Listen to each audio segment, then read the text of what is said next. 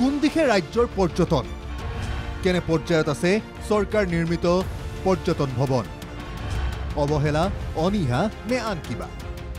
আজি বিশ্ব পৰ্যটন দিৱস বিশ্বই আজি উদযাপন কৰিছে দিৱসটি কিন্তু এই উদযাপনৰ সমান্তৰালকৈ আমি দেখুৱাম তিনিটা স্থানৰ কিছু পৃথক দৃশ্য এক মাজুলী হয় আজি বিশ্ব পৰ্যটন দিৱস আৰু এই বিশ্ব পৰ্যটন দিৱসৰ দিনটোতে আমি আহি উপস্থিত হৈছো মাজুলী শালমৰা অঞ্চলত ঐতিহাসিক এই শালমৰা অঞ্চলৰ মৃৎশিল্পৰ কাৰণে বিখ্যাত আৰু পৰ্যটকসকলৰ সুবিধাৰ বাবে এই শালমৰা অঞ্চলতে নিৰ্মাণ কৰা হৈছিল বহু কোটি টকা ব্যয়ৰ সাপেক্ষে পৰ্যটন নিবাস আৰু এতিয়া দেখিবলৈ পোৱা গৈছে এই পৰ্যটন নিবাস এতিয়া ভূত বাংলালৈ পৰিণত হৈছে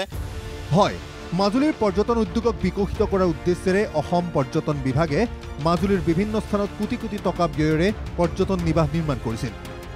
কিন্তু অসম পৰ্যটন বিভাগৰ চৰম দুৰ্বলতাৰ বাবেই এতিয়া মাজুলীৰ পৰ্যটন ক্ষেত্ৰসমূহ জহিখহি পৰিণত হৈছে ভূত বাংলালৈ দেখিবলৈ ধুনীয়া কিন্তু বৰ্তমানৰ অৱস্থা এয়া মাজুলীৰ জেংৰাইমুখত জনজাতীয় আদৰ্শ গাঁও সামগ্ৰী ক্ষেত্ৰৰ আদৰ্শ মুখাশিল্প আৰু শালমৰা মৃৎশিল্প আদৰ্শ গাঁও পৰ্যটন ক্ষেত্ৰসমূহ কোটি কোটি টকা ব্যয়েৰে 2 বছৰ পূৰ্বেই নিৰ্মাণ সম্পূৰ্ণ কৰে একেদৰে অসম পৰ্যটন বিভাগৰ অধীনৰ কমলাবাৰীস্থিত প্ৰশান্তি পৰ্যটন ক্ষেত্ৰৰো একে অৱস্থা অৱহেলিত আন্তঃগাঁথনি আৰু ৰক্ষণাবেক্ষণৰ অভাৱত স্থানীয় লোকৰ মাজত উদ্বেগ আজি আমি নিজে প্ৰত্যক্ষ কৰিছো ইয়াৰ অৱস্থা জহিখহি গৈছে মানুহ থাকিব পৰা এটা পৰিবেশ নাই এটা পৰিবেশ সৃষ্টি কৰিব পৰা নাই ইয়াত বাস কৰাটো দূৰৰ কথা ইয়াত পৰ্যটকে চাৰিসীমালা আহিবলৈ এটা অসুবিধা প্ৰকাশ কৰিব আজি অসম চৰকাৰৰ পইচাৰে বা ৰাইজৰ পইচাৰে কোটি কোটি টকাৰ নিৰ্মাণ কৰা এই পৰ্যটন ক্ষেত্ৰবিলাক সংৰক্ষণ কৰাৰ ক্ষেত্ৰত আজি চৰকাৰ বা জিলা প্ৰশাসনে যিটো ভূমিকা গ্ৰহণ কৰিব লাগিছিল কিন্তু বাস্তৱত সেই ভূমিকা গ্ৰহণ নকৰিলে দৃশ্য 2 বোকাখাট এয়া অসম চৰকাৰৰ পৰ্যটন বিভাগৰ গৃহ প্ৰায় 10টা বছৰ পূৰ্বে চৰকাৰী পুঁজিৰে নিৰ্মাণ কৰা হৈছিল এই গৃহটি প্ৰায় 10 কোটি টকা ব্যয় সাপেক্ষে নিৰ্মাণ কৰা হৈছিল এই ভৱন আশা কৰা হৈছিল সুবিধা হ'ব পৰ্যটকৰ ওচৰতে আছে কাজিৰঙা কিন্তু একো হৈ নুঠিল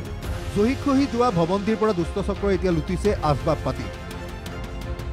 ঐতিহ্যমণ্ডিত দেওপাহাৰ নুমলী কুঁৱৰী বাবা থানকে ধৰি বহুকেইটা পৰ্যটন ক্ষেত্ৰত থকাৰ পিছতো পৰ্যটকৰ সুবিধাৰ্থে নিৰ্মাণ কৰা গৃহটিৰ এনে উপেক্ষিত অৱস্থাত সচেতন মহলৰ মাজত চিন্তাৰ কাৰণ হৈ পৰিছে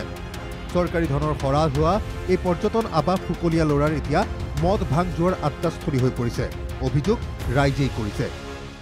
এইটোতো হাবি জংঘল হৈ গ'ল আপোনালোকে দেখিয়ে আছে আৰু এনেকা কোনো নাই কোনোবা আমাৰ ওচৰ চাবৰীয়া কোনোবা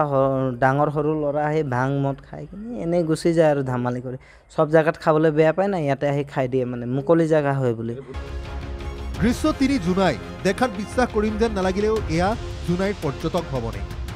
2008 চনত 30 লাখ টকা ব্যয় সাপেক্ষে নিৰ্মাণ হোৱা পৰ্যটক ভৱনটোৰ এই অৱস্থা মহকুমা প্ৰশাসন আৰু বিভাগীয় বিষয়া কৰ্মচাৰীৰ হেমাহিৰ কাৰণে এনেদৰে মুকলি কৰাৰ কিছু বছৰৰ পিছতে এফালৰ পৰা ভৱনটো জহিখহি যোৱাত গভীৰ উদ্বেগ মহকুমা প্ৰশাসন আৰু বিভাগটোৱে কেৱল চৰকাৰৰ ধন অপচয় কৰা বুলি গুৰুতৰ অভিযোগ এনেধৰণে আচলতে ৰাজহুৱা টকা কেনেধৰণে আপোনালোকে অপচয় কৰিব পাৰে এনেধৰণে আচলতে কেনেধৰণে আচলতে এটা লাখ টকীয়া সম্পত্তি এনেধৰণে আচলতে পৰিত্যক্ত অৱস্থাত পেলাই থব পাৰে গতিকে আমি আহ্বান জনাইছো মহকুমা প্ৰশাসনক আপোনালোকৰ হাতত সময় আছে আপোনালোকে এইটোৰ ওপৰত আচলতে বিহিত ব্যৱস্থা গ্ৰহণ কৰিব লাগিব মাজুলী বোকাখাট শিৱসাগৰৰ দৃশ্যকেইটা আকৌ এবাৰ একেখন পৰ্দাতে চাওক